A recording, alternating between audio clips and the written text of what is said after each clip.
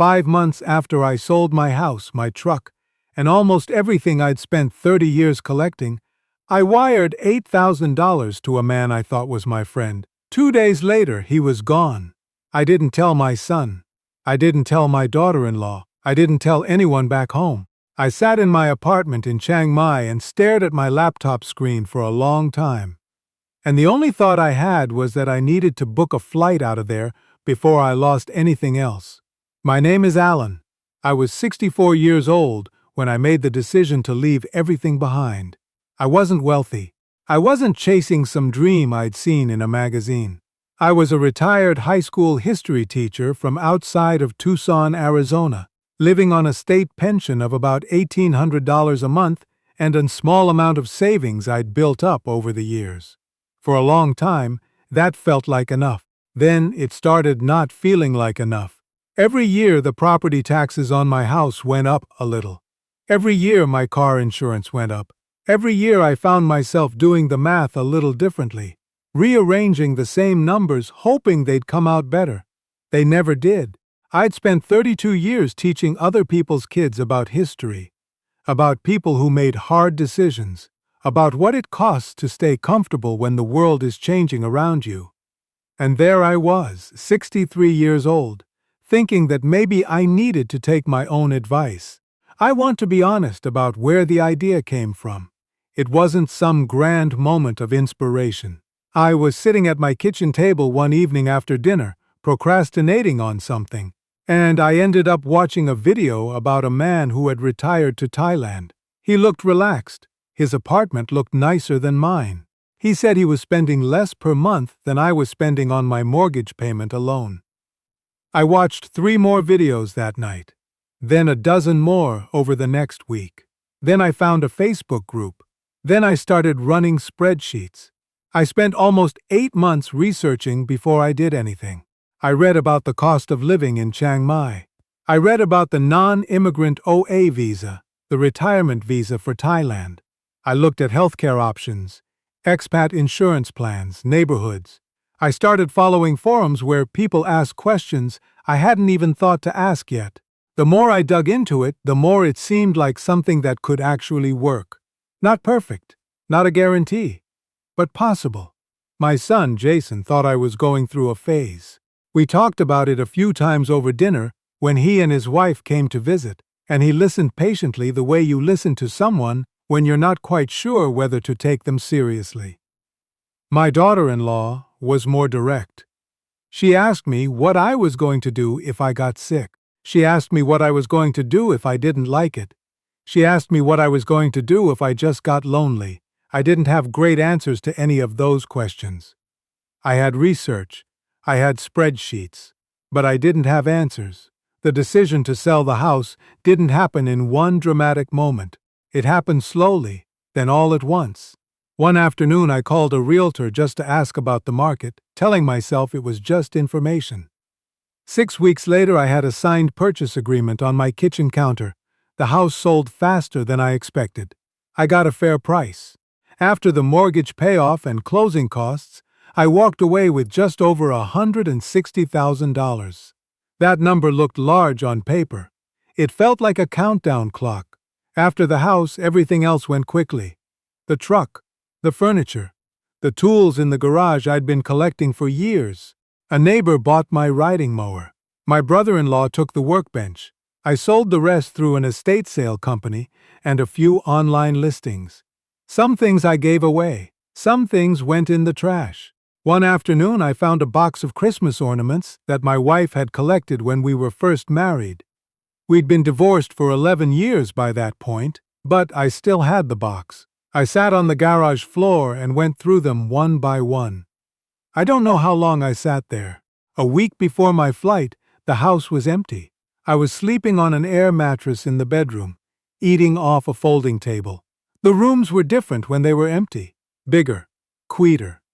The kind of quiet that isn't peaceful, just hollow. I sat on the floor of the living room one night and thought about every reason this was a terrible idea. Maybe I should have rented the house instead of selling it. Maybe I should have stored more things. Maybe my son was right that I was running away from something instead of toward something. I didn't sleep much that night. But the flight was booked, and the house was sold, and there was no version of staying anymore. I landed in Bangkok after a connection through Tokyo. By the time I got on the bus to Chiang Mai, I had been traveling for over 20 hours, and I was so exhausted I couldn't remember if I'd eaten anything real since Los Angeles. I watched the city come into view from the bus window just after sunrise. I remember thinking it didn't look anything like what I'd seen in the videos, and also that it looked exactly like what I'd seen in the videos, and that both of those things were true somehow. I'd arranged a furnished apartment in the Niman neighborhood before I left Arizona. Month to month, nothing long-term. A good decision in hindsight. The place was clean. Small by American standards, but not uncomfortably small. There was a coffee shop on the ground floor of the building and a market 2 blocks away. I could walk almost everywhere I needed to go. The first few weeks were better than I'd expected. The days had shape to them. In the morning, I'd walk down to the Sunday walking street market, even though it wasn't Sunday, just because I liked the route. I explored the old city. I ate at restaurants where I pointed at menus I couldn't read and ended up with things I never would have ordered on purpose, and most of them were good. I visited temples I'd read about for 8 months, and they were more beautiful in person than in any photograph. I joined a morning coffee group at a cafe near the university that was mostly expats, a mix of Americans and Australians and a couple of Canadians, all retired, all somewhere between curious and settled. The money side of things looked promising, at least in those early weeks. My pension was depositing $1,800 a month, and my expenses were running somewhere between $900 and $1,100 all in. Rent, food, utilities, the occasional taxi, a few tourist things here and there. For the first time in several years, I wasn't watching every transaction in my checking account with a low-grade sense of dread. That feeling was new. I didn't trust it completely, but I could feel it. Looking back, I understand now what was happening. I was still a tourist. I was living inside the best version of the story I'd told myself for 8 months, and everything confirmed it. The inconveniences that showed up, the internet going out, the noise from a nearby construction site, the occasional confusion about how things worked. I treated them like interesting footnotes, proof that I was really doing this, part of the adventure. That started to wear off somewhere around the 3rd month. I'm not sure I can identify a single moment when the shift happened. It was more like I kept waking up, and the ceiling looked the same, and the day had the same shape, and the coffee tasted the same, and at some point, the newness just wasn't there anymore. I started calling Jason more often, sometimes just to hear a familiar voice.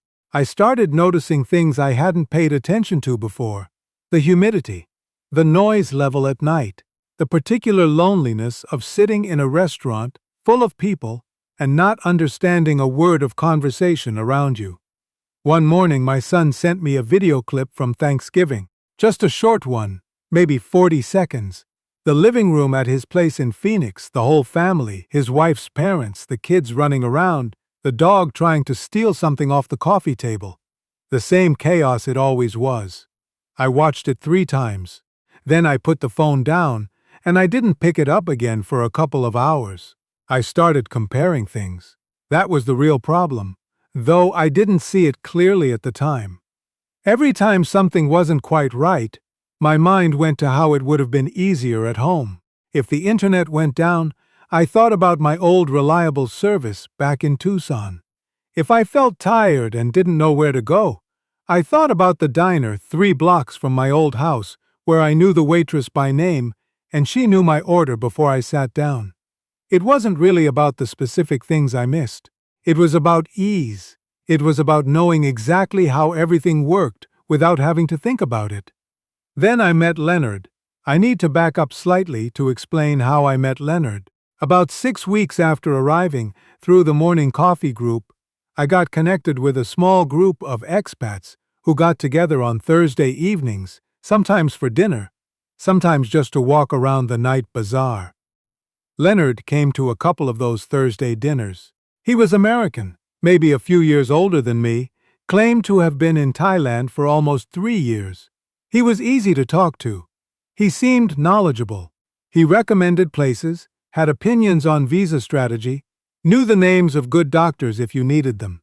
He seemed like the kind of person you'd want to know.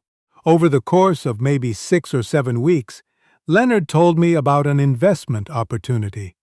I want to be careful about how I describe this, because looking back I can see exactly how it worked, and I'm embarrassed that I didn't see it at the time. He didn't approach me with a pitch. He never called it an investment. He talked about it the way a friend talks about something he's doing himself. He mentioned it once, briefly, then didn't bring it up again for a few weeks. When he did bring it up again, he mentioned that he'd already put in some money and it was performing well. He showed me his phone with numbers on it. I asked questions. He answered them. He never pushed. About 4 months in, after the homesickness had set in, but before I'd fully admitted to myself how bad it was getting, I transferred $8,000 to an account Leonard gave me. He said it was for a property development project in Phuket. 2 weeks later, Leonard stopped coming to Thursday dinners. I texted him. No response. I messaged him online. Nothing. I went back to the cafe where the coffee group met and asked if anyone knew how to reach him. One of the Australians there, a man named Phil who'd been in Chiang Mai for almost a decade, looked at me with an expression I won't forget. He said, "How much did he take you for?" I want to say I handled that moment with some dignity. I don't think I did. I went back to my apartment. I sat at my desk and I looked at the bank confirmation of the transfer. I looked at it for a long time. I didn't tell Jason. I thought about it. I almost picked up the phone twice, but I couldn't figure out how to explain it in a way that didn't make me sound exactly as foolish as I felt. I'd spent 8 months researching before leaving Tucson. I'd read forum posts about scams. I knew they existed. I had thought I was too careful for it. For the next several weeks, everything started compounding. The $8,000 was gone, and I knew I wasn't getting it back. The homesickness that had been a dull background ache got sharper. I started spending more evenings alone in my apartment. I stopped going to Thursday dinners. I told myself it was because I couldn't stand seeing people who reminded me of that situation. But really it was because I felt stupid, and I didn't want to be around anyone who might see it on my face. One night I sat down at my laptop, and I started looking at flights back to Phoenix. I told myself I was just looking. I told myself I was doing research the way I research everything, keeping my options open. But the truth was that looking at those flight prices felt like something loosening in my chest. It felt like relief, which should have told me something. A few nights later, I booked a ticket, one way. I told myself I could buy another return flight to Chiang Mai if I changed my mind, that this wasn't really a decision so much as a pause, a chance to reset. I told myself a lot of things that night. I remember the confirmation email coming in, and I read it twice, and then I closed the laptop, and I sat in the dark in my apartment for a while. I still didn't call Jason. Over the next week, I started mentally packing. I thought about what I'd say to people. I thought about where I'd stay when I got back. My son's place for a while, probably, until I figured out the next step. I thought about whether there was any way to explain this that didn't feel like defeat. I couldn't find one. The strange thing was that the closer the flight got, the worse I felt. Not better. I had expected booking the ticket to feel like a solution. Instead, it felt like walking into a room and realizing you'd left something important somewhere behind you, but you couldn't remember what or where. 10 days before the flight, I called Jason. I hadn't planned to tell him everything. I thought I was calling to let him know I was coming home. But he answered in that tone he has. Not worried, just present, the way he's been since he was a teenager, like he has more patience than the situation requires, and I ended up telling him about Leonard. I told him the whole thing. I told him about the $8,000, the Phuket property story, the Thursday dinners, Phil's expression at the cafe. Jason was quiet for a while. long enough that I started to think maybe the call had dropped. Then he said, "Dad, do you actually want to come home? Or do you want to come home because of Leonard?" I didn't answer right away. He said, "Because those are two different things, and you need to know which one it is before you get on a plane." I started to say something about how I wasn't sure the move was working out, how maybe I'd been wrong about it, how maybe I'd made the whole thing too much about running away from Arizona instead of actually thinking it through. Jason let me talk. When I was done, he said, "You spent most of last year researching this. You've been there 5 months. You got scammed. That's real, and it's bad. But getting scammed doesn't tell you whether you want to live there. I'm 64 years old. My son is 37. There are not many moments in a man's life when his child says something to him that he couldn't have said to himself, something that cuts through all the noise and lands exactly where it needs to." That was one of those moments. I didn't hang up the call any less confused than when I started, but I hung up asking a different question.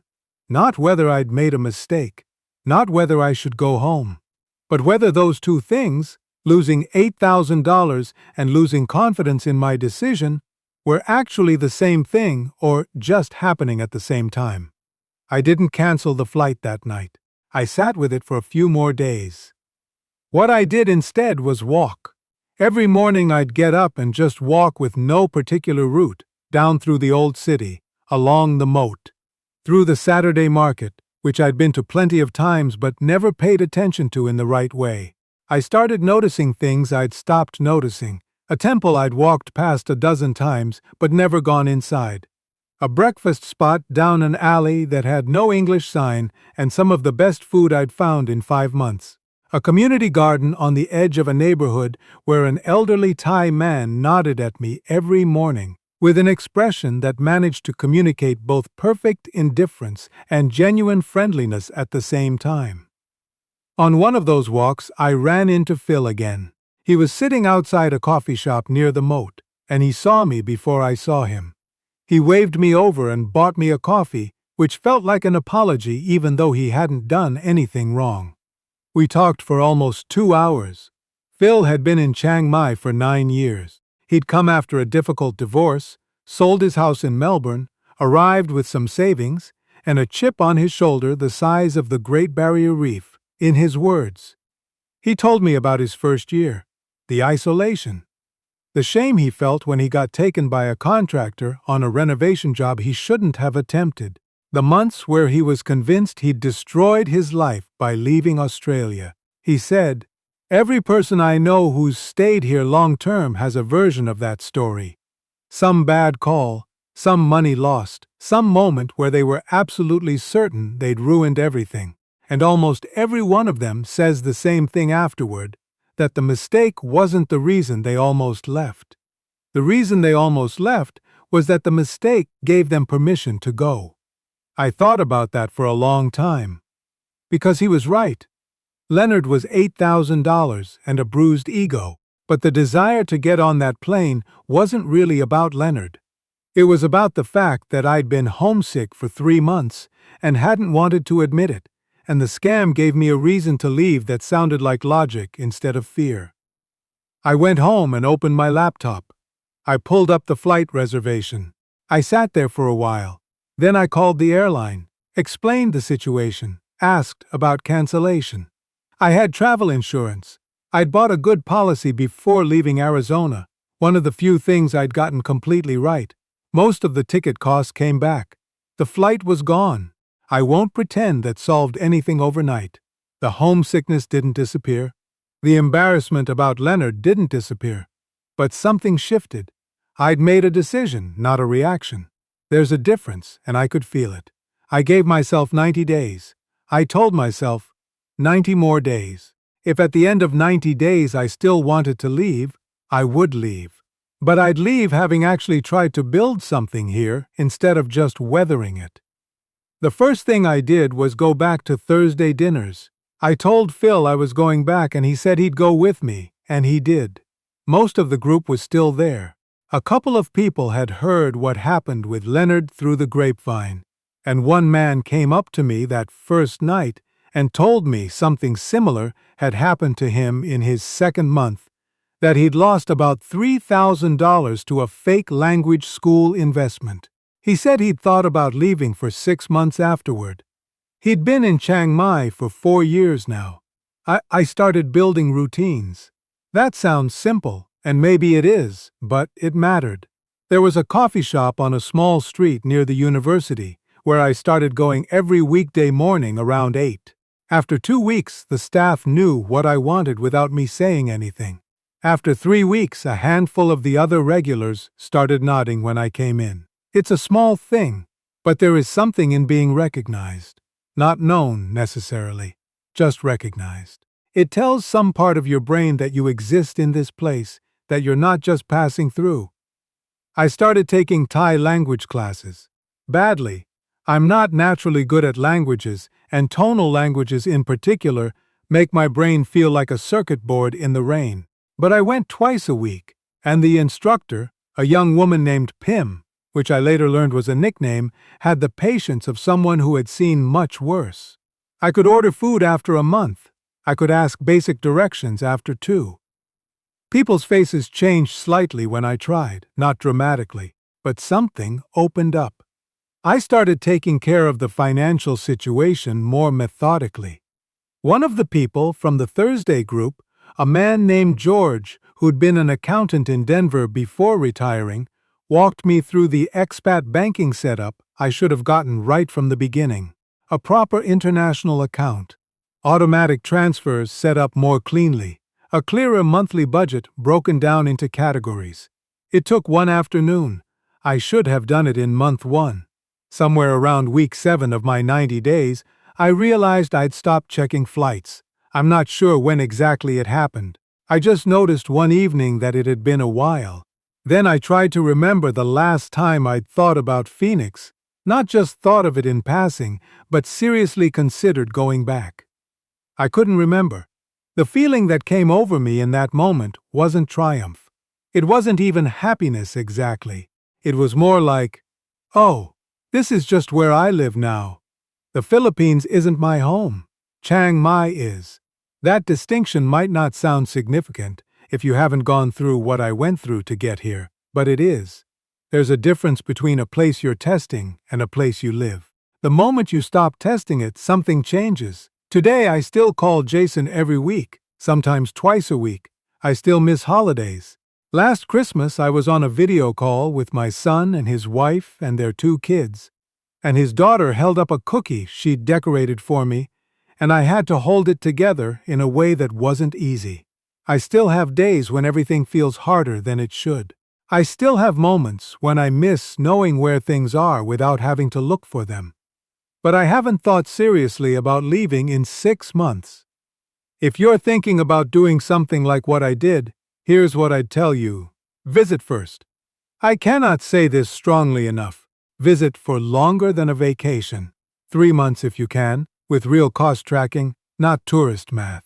See how the place feels in week 10, not week 1. Those are different experiences. If you do decide to move, don't sell everything. I know there's a version of the story where selling everything feels like commitment, feels like burning your boat so you don't retreat. That's a myth. Keep your options open. Store what you can. Keep connections to your home country intact, because there is no heroism in having no way back. There's only risk. Be careful with money. Not paranoid, but careful. The expat communities abroad are mostly full of genuine people, and I wouldn't trade the friendships I've made here for anything. But there are people in every expat community who see newcomers and see opportunity. Leonard wasn't unique. He was a type. Learn to recognize the type before he recognizes you. And give it time. More time than you think you need. More time than feels reasonable. More time than your pride is comfortable with. Because the hardest part of building a new life in a new country isn't the language barrier or the visa paperwork or figuring out where to buy decent coffee. The hardest part is staying long enough for the place to stop feeling like a test and start feeling like a home. I almost didn't stay long enough.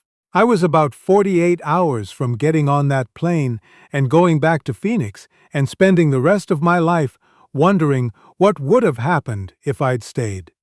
I'm glad I didn't get on it, and I'm glad my son asked me the right question at the right moment, because I'm not sure I would have found it on my own.